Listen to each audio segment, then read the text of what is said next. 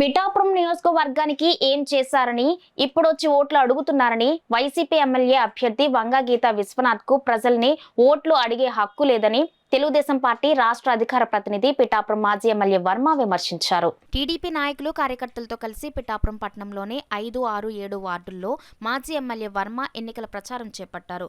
పిఠాపురం నియోజకవర్గం తెలుగుదేశం, జనసేన, బీజేపీల కూటమి ఉమ్మడి పిఠాపురం ఎమ్మెల్యే అభ్యర్థి కొనిదెల పవన్ కళ్యాణ్ కు ఓట్లు వేసి భారీ మెజారిటీతో గెలిపించాలని ప్రజల్ని కోరారు.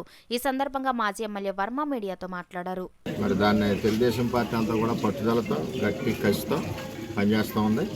ఉదయం 7:30 నుంచి మేము ఈరోజు పిఠాపురం టౌన్లో 5, 6, 7, 9 వార్డుల్ని తిరుగుతూ ప్రచారం చేసుకుంటూ మరి ఆయన్ని గెలిపించవలసిన బాధ్యత ఉంది. అదేవిధంగా ఆయన ఏదైతే వాగ్దానాలు చేశారో ఆ వాగ్దానాలు మేము ఇదివరకు చేసిన అభివృద్ధి చంద్రబాబు టైంలో ఈ రెండు కూడా ఓటర్స్ తెలియజేస్తూ మరి 2 ఓట్లు కూడా రాజుదాస్కి వేయాలని, అదే పవన్ కళ్యాణ్ గారిని అత్యధిక మెజార్టీతో గెలిపించాలని కోరుతా ఉన్నాం.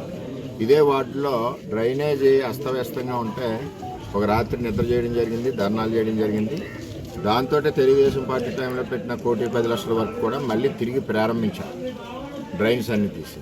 ఇప్పుడు గీత గారు ఉన్నారంటే ఆవిడ 5 ఏళ్ళు అయింది కనపడలేదు, ఆయన పట్టించుకోదు. ఆవిడకి కావాల్సింది ఒక ఓటు వేసాక 5 ఏళ్ళ తర్వాత కనపడుతుంది.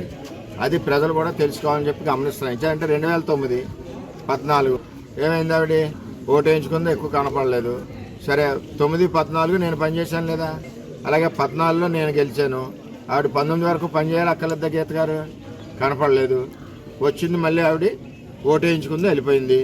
కరోనాలో లేదు, ప్రజల కష్టాల్లో లేదు, రైతుల కష్టాల్లో లేదు, మరి మురుగు వ్యవస్థ, డ్రైనేజ్ వ్యవస్థ కుళ్ళిపోయి జనం అంతా గోలెడుతుంటే లేదు, మంచినీళ్ళు లేకపోతే లేదు, రైతులు ధాన్యం కొనకపోతే లేదు, ధాన్యం డబ్బు ఇవ్వకపోతే లేదు, మునిగిపోతే లేదు, నీళ్లు రాక ఎండిపోతే లేదు. ఆవిడ గీత గారు ఇన్ని సమస్యల్లో ఆవిడ లేకుండా ఇవాళ వచ్చి ఓటేయండి, సెకండ్లు ఇచ్చి మళ్ళీ నమ్మ కొత్త ప్రాపగండా, వరం గారికి సీటు తీసేశారు కదా నాకేయండి.